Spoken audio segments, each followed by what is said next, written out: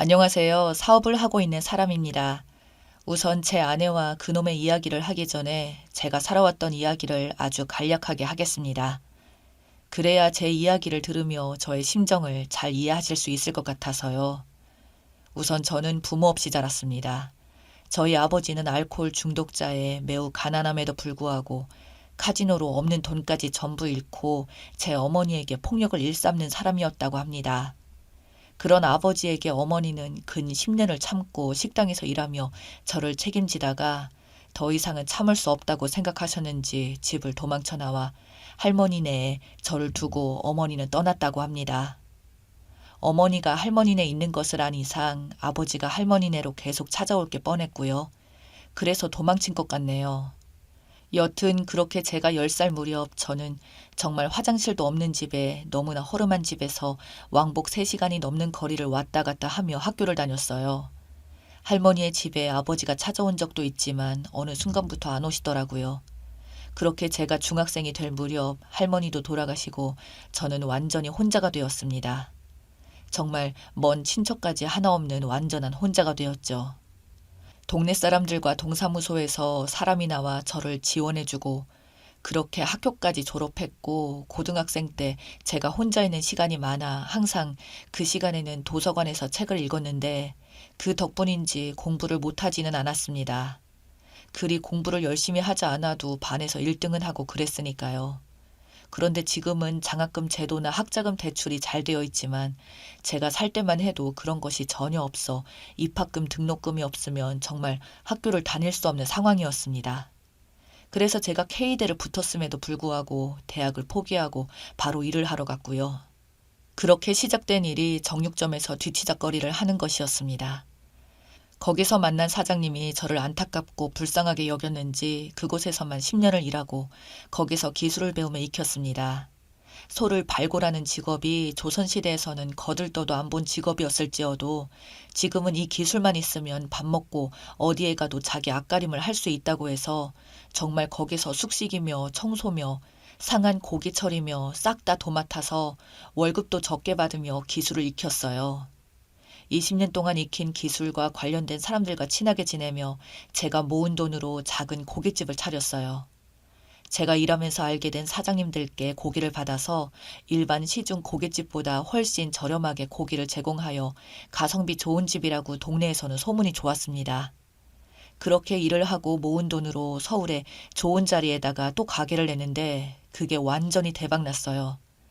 아예 제가 도매업체를 차려서 저희 가게에 공급을 하고 다른 가게에 공급까지 하여 유통 마진이 아예 없었으니 수입은 하늘로 치솟았고 그렇게 정말 저에게 있어서는 천문학적인 매출을 내고 있던 중 서울 노른자 땅에 소고기를 숙성해서 직접 구워주는 고급 인테리어를 하는 고깃집을 오픈하고 있었던 중에 지금의 아내를 만나게 되었습니다. 오픈 준비할 때 맡긴 간판업체 하청 직원이었는데 연애 쑥맥이었던 저에게 적극적으로 대시하고 저와는 다르게 굉장히 애교 있고 사랑스럽고 따뜻한 느낌이 들었죠. 그동안 부모 없이 정말 세상을 혼자서 매일 그 풍파를 다 받으며 지내서 어찌 보면 마음의 문을 굳게 닫은 채로 소처럼 앞만 보고 달렸는데 그 여자를 만나니 세상이 아름다워 보이고 제 마음을 녹여주며 이 여자를 위해서는 목숨까지 바칠 정도로 저를 변화시켜 주었습니다. 연애를 제대로 해본 적도 없으니 이런 감정도 처음이었죠. 그렇게 저희는 결혼을 하게 되고 아무것도 준비된 게 없는 아내를 위해서 제가 새로운 집도 장만하고 저와 결혼 후 직장을 그만둔 아내를 위해 다니기 편하라고 차까지 사주고 충북에서 혼자 허름한 집에서 사시는 장모님을 위해서 제 명의로 집을 충북에 하나 사서 그곳에 머물게 해드렸지요. 근데 그 새롭게 마련된 가게에서 원래 가게에 있던 막내가 매니저로 들어왔는데 그놈과 아내가 바람이 났더라고요. 제가 어떻게 알았냐면요. 아내가 그 가게에 자주 갑니다.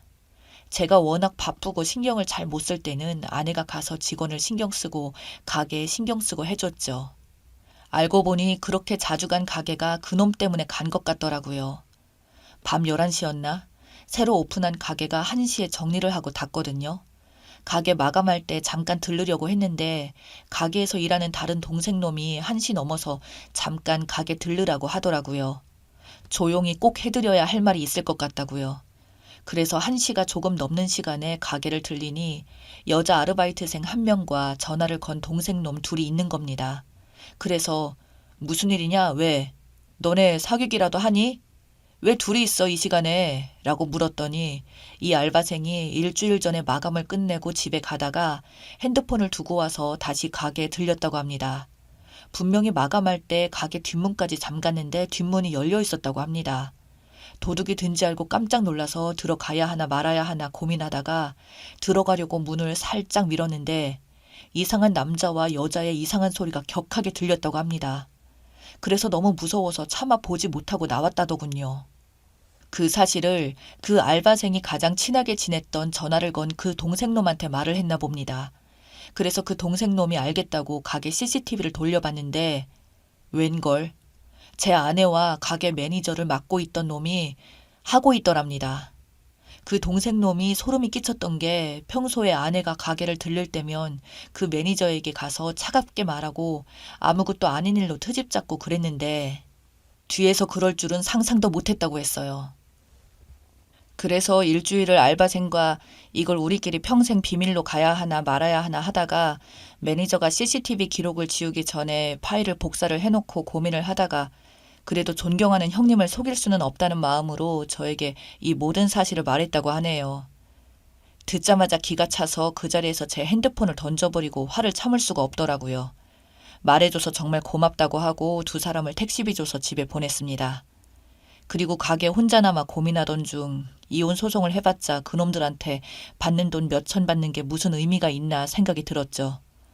뭐 그 인간들 불륜녀 불륜남으로 소송하는 것은 당연한 거지만 정말 내가 돈을 버는 전부인 이유가 된 아내가 뒤로 그딴 짓을 하고 믿었던 막둥이 매니저마저 그럴 수가 있나 싶어 참을 수가 없었습니다. 집에 가자마자 자고 있는 아내를 깨워서 말했습니다. 야, 너 일어나. 너 내 차 키 내놔. 이 시간부로 내가 너네 친정에 해준 모든 것들을 회수할 거고 너네 엄마가 살고 있는 집도 바로 부동산에 말해서 뺄 거야. 니네 엄마 나갈 시간만 줄게. 그리고 네가 입는 옷, 가방, 차 싹 다 내 거니까 다시 빈털터리로 나가. 라고 고래고래 소리를 질렀습니다. 아내는 무슨 말이냐면서 갑자기 왜 이러냐고 난리를 쳤고 나는 이미 니들이 여태 가게에서 무슨 짓을 했는지 다 안다고 말했죠. 나 지금 네 얼굴 보는 것도 화가 나서 분노 조절이 안 되니까 당장 나가. 내일 오전에 들어올 테니 내 집에서 당장 꺼져. 그리고 나 너 절대 곱게 안 보내줄 거다. 네가 일했던 그 업체, 네가 몸담고 있던 그 인테리어 업체한테 네가 무슨 짓을 했는지 업계에 싹 다 말해서 너 이제 취업도 못하게 해줄게. 라고 말했죠. 그리고 저는 다시 가게로 가서 그 CCTV 자료들을 변호사한테 보낼 수 있게 제 폰에 옮겨놓고 아침이 되면 이혼 소송을 준비하려고 했고요. 그리고 그 막둥이 매니저놈한테 일어나자마자 가게로 바로 튀어오라고 문자를 남겼습니다. 가게에서 잠깐 눈을 붙이려고 했는데 도저히 심장이 뛰고 억울해서 울분이 나서 잠이 오지를 않더라고요. 돈을 버는 방법을 알았어도 못된 바람기 있는 여자를 거르는 법은 몰랐나 봅니다. 그렇게 험한 세상에서도 바르게 살아가려는 사람이 되려고 했건만 세상이 끝까지 날 안 도와준다는 절망감과 분노를 안고 있을 때 그놈이 가게로 왔습니다. 저는 그걸 보자마자 바로 주먹이 나갔습니다. 그냥 이성을 잃은 채로 그렇게 후두려 팼습니다. 몇십 년을 정육일을 했는데 죽되게 만드는 건 일도 아니었죠. 정육일을 하며 다져진 힘을 그놈한테 이렇게 쓰려 했나 싶기도 했는데 저의 분노 그리고 이혼 소송을 해도 남는 건 내 찢어진 마음뿐이라는 것을 생각하니 그냥 주먹이 나갈 수밖에 없더라고요. 발로 그놈을 문 밖으로 밀어내고 내가 왜 때리는지 말 안 해도 너가 알 거다. 신고하려고 하면 하고 민사 형사 싹 다 고소해라. 상관없다. 다 필요 없어. 나는 이제 아무랑도 이제 상관없는 인생이니 너 이 바닥에서 내 눈에 띄면 진짜 그때는 네 숨통을 어떻게 할지 모른다 라고 해줬네요. 그놈 쫄았는지 신고는 안 하대요. 지 잘못을 알고 있겠죠. 그놈은 같은 가게 식구들도 싹 다 연락을 끊고 손도 털었다고 들었어요. 정말로 저는 그놈을 한 번이라도 더 마주치면 이성이 끊어버릴지도 모르겠네요. 아참, 그리고 CCTV 그 자료 화면을 가지고 상담을 하니 이것만 있어도 소송을 진행할 수 있고 재산 분할은 할 것도 없이 결혼 기간이 있어야 하는데 결혼한 지 얼마 안 됐을 뿐더러 위자료밖에 받을 수 없다고 하더라고요. 괜찮다고 그놈들 꼬리표 줄줄 따라다니게 소송해주고 질질 끌어달라고 했습니다. 최대한 고통스럽게요. 저야 변호사 고용해서 대리소송하면 되지만 돈 없고 시간만 많은 그 인간들은 법원에 끌려다니며 질질 끌고 안달나게 해줘야겠다 생각했죠. 법으로 할 수 있는 복수는 그것뿐이었으니까요. 그리고 장모님께도 전화해서 장모님 죄송하지만 집에서 일주일 내로 나가주세요. 부동산에도 이미 말해놔서 집 나와 있고요. 아내한테 무슨 일인지 들으세요. 라고 말했습니다. 마음 같아서는 왜 딸을 그따위로 키웠냐고 욕이라도 날리고 싶었는데 장모님이 무슨 잘못이겠어요. 그 이후로 아내가 정말 여러 번 가게에 찾아오고 자기가 취해서 그랬다, 정말 미쳤다고 미안하다고 무릎을 꿇고 정말 지쳐 쓰러질 때까지 울고불고 난리를 쳤는데 제가 한 번 부모님한테 버림을 받으니 이번에도 아내한테 버림을 받았다는 생각에 그게 다 거짓말처럼 느껴지더라고요. 아내의 사과가 말이죠. 그래서 흔들리는 마음을 다잡고 꺼지라고 했습니다. 다시는 내 눈앞에 뛰지 말라 했는데 왜 자꾸 뛰냐고 책상을 팍 치고 핸드폰을 탁 던지니 그제서야 정신이 든지 안 나타나더라고요. 아직도 소송은 진행 중입니다. 집에서도 아내가 나갔고 원래 살던 집에 있던 제 물건도 가게로 옮기고 집을 내놨습니다. 저는 다른 집으로 들어가려고요. 도저히 그 집에서 아내 생각이 나서 살지 못할 것 같거든요. 당연히 소송은 제가 이겼죠. 아내는 처음부터 나한테 돈만 보고 접근했구나. 내가 속았구나. 이렇게 생각하려고 합니다. 당분간은 연애도 재혼도 절대 생각도 없고 예전처럼 그냥 일이나 하고 묵직하게 그렇게 혼자서 외로이 사는 게 맞았나 봅니다. 괜히 사랑한다고 했다가 이런 꼴이 나버렸네요. 참, 저 바보 같죠? 글을 쓰다 보니 눈물이 맺히네요. 나이 들어서 눈물이 더 나는지 가끔 소주 한 잔 마시고 잠들어야겠습니다. 평소 외로이 살다 보니 속마음을 털어놓을 곳이 이런 인터넷밖에 없네요. 여기까지가 제 사연이었습니다. 어떠신가요? 저는 마음이 아픕니다. 어쩌면 보시는 분들은 소송에 그놈까지 패줬으니 통쾌하실 수도 있겠네요. 그럼 저는 이만 여기서 줄이겠습니다. 감사합니다.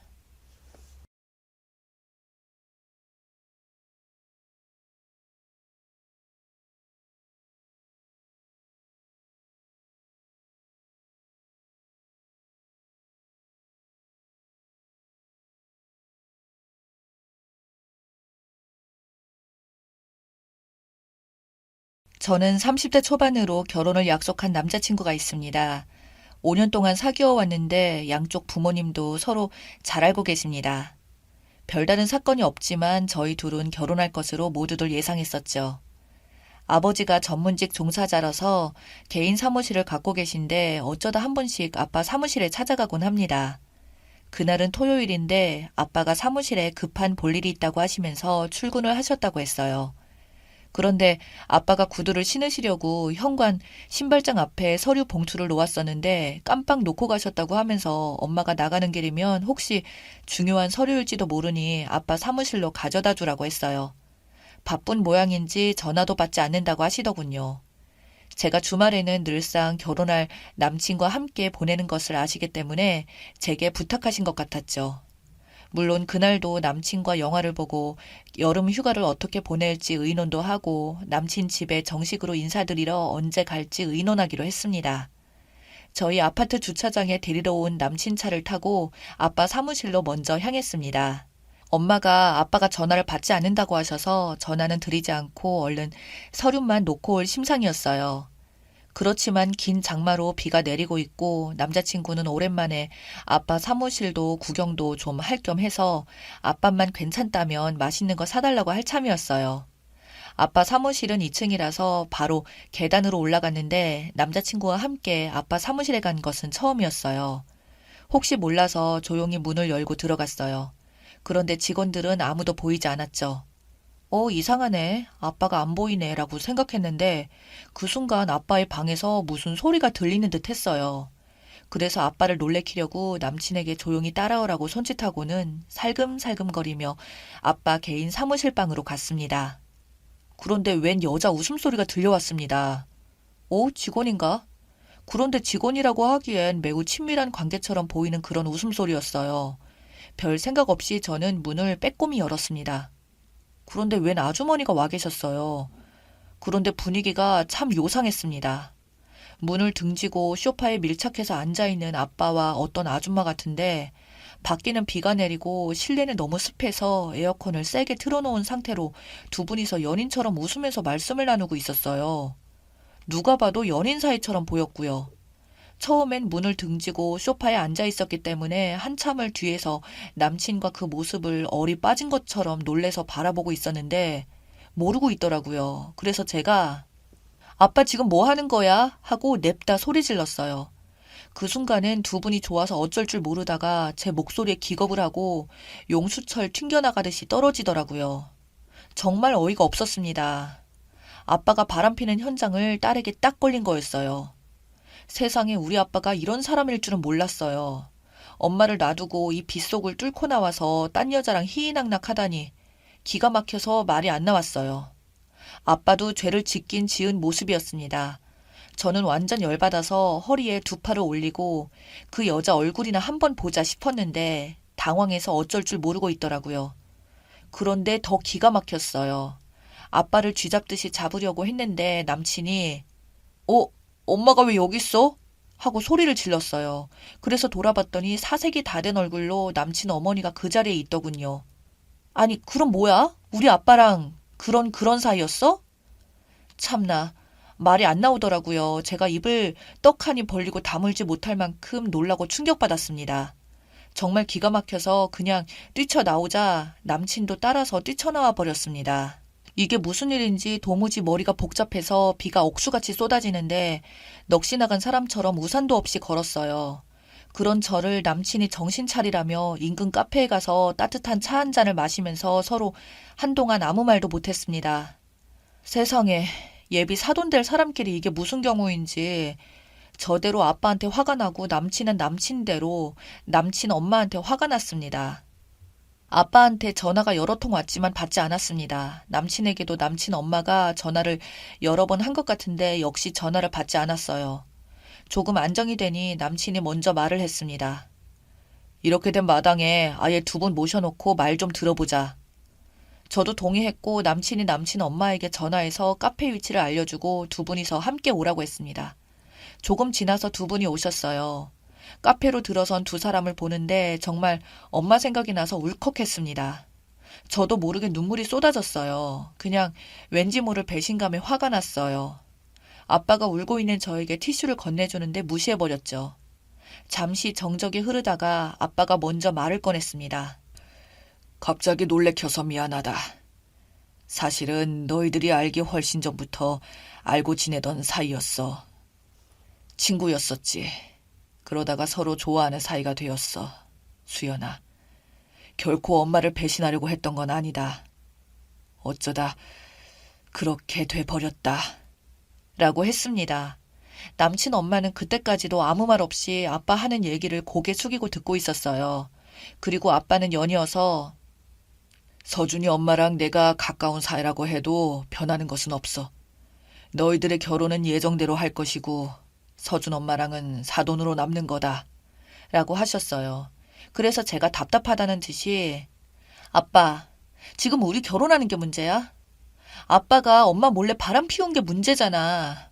엄마가 불쌍하지도 않아? 엄만 아빠가 바빠서 일하러 나가시는 줄 아는데 이렇게 딴 여자를 만나고 다녀도 되는 거냐고.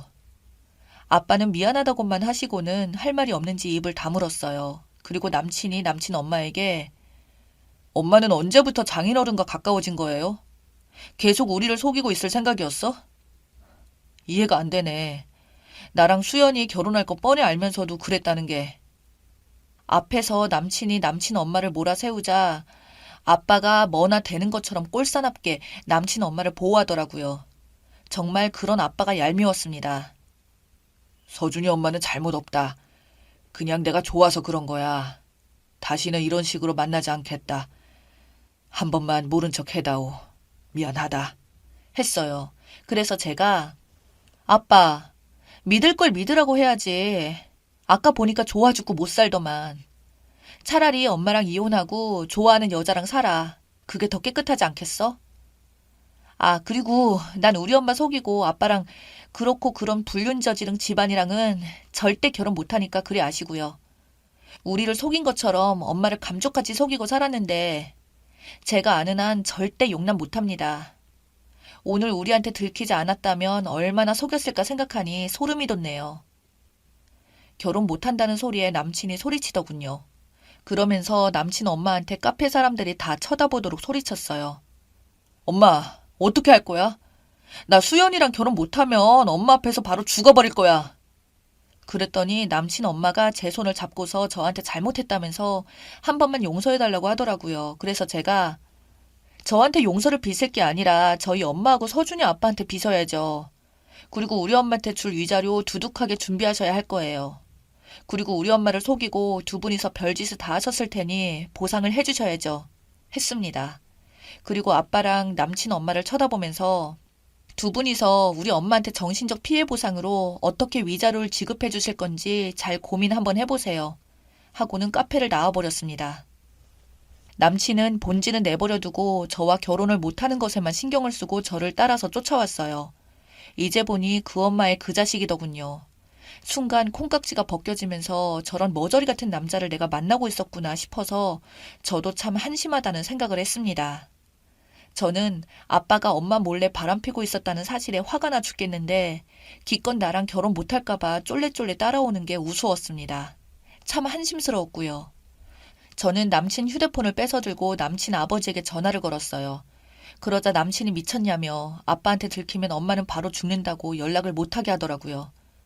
그래서 그냥 넘어가라고? 누구 맘대로 하고는 남친 아버지 전화번호를 쳐서 바로 전화를 걸었습니다. 저는 다짜고짜 남친 아버지에게 제가 두 분이 바람피는 현장을 목격했다고 전했고 급히 오시라고 카페 위치와 주소를 가르쳐 드렸습니다. 엄청나게 놀라셨어요. 남친 아버지는 알겠다고 하시면서 바로 출발하신다고 하셨죠. 물론 저희 엄마에게도 자세하게 자초지종을 말씀드렸어요. 엄마는 믿을 수가 없다면서 거짓말이거나 장난치지 말라며 가만두지 않겠다고 하셨어요. 저는 엄마한테 그랬습니다. 엄마, 마음 단단히 먹고 와. 오늘 아빠랑 그냥 끝내버려. 알았지? 하고는 저는 울음을 터뜨리고 말았습니다. 제 전화를 받은 남친 아버지는 곧바로 남친 엄마에게 전화해서 꼼짝 말고 그대로 있으라고 한 모양이었어요. 수연이가 허튼 소리를 하지 않을 애인데 두고 보자고 했는지 남친 엄마가 남친에게 전화해서 혼비백산해서 벌벌 떨면서 남친에게 살려달라고 하는 것 같았습니다. 남친은 제게 이제 아버지가 아셨으니 너네 아버지도 무사하지 못할 거라고 했습니다. 그래서 제가 나쁜 짓을 했는데 무사하면 안 되지. 혼이 나야지. 안 그래? 했습니다. 그리고 어른들이 알아서 해결하시도록 우린 이제 빠지자고 했는데 남친은 그럴 수 없다고 화를 냈고요. 남친이 그러더군요. 아무래도 아버지가 엄마가 진짜 바람핀 걸 아시게 되면 엄마를 어떻게 할지 모른다고 하면서 걱정된다고 했어요. 그래서 저는 그랬어요. 잘못이 있어서 잘못했으면 벌을 받아야지 했습니다. 아니 근데 구경도 그런 구경거리가 없었습니다.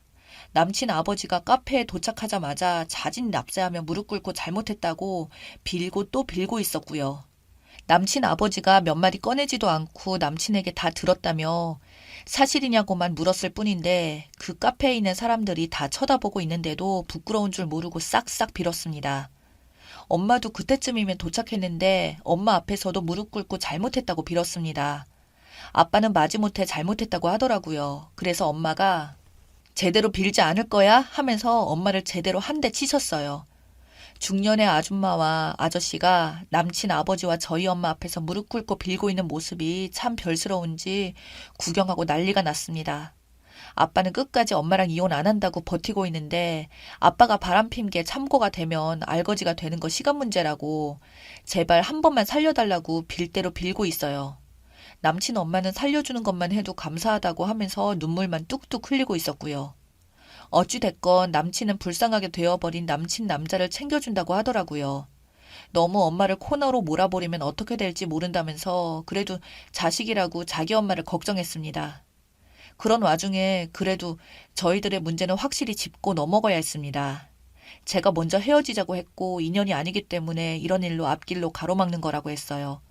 남친은 어쩔 수 없다고 했지만 아닌 것은 아닌 거라고 헤어지자고 했어요. 아무리 오랫동안 사귀었던 사이라고 순식간에 정이 떨어지긴 하더라고요. 그런데 남친은 조금 힘들어했어요. 그렇게 해서 결혼은 남친과 부모님 문제를 계기로 결국 헤어졌습니다. 그리고 아빠가 끝까지 이혼을 기피하고 조론하는 형식으로 아빠가 혼자 집을 얻어서 나가서 살고 계십니다. 엄마는 한시도 얼굴을 마주하고 싶지 않다고 하셨어요.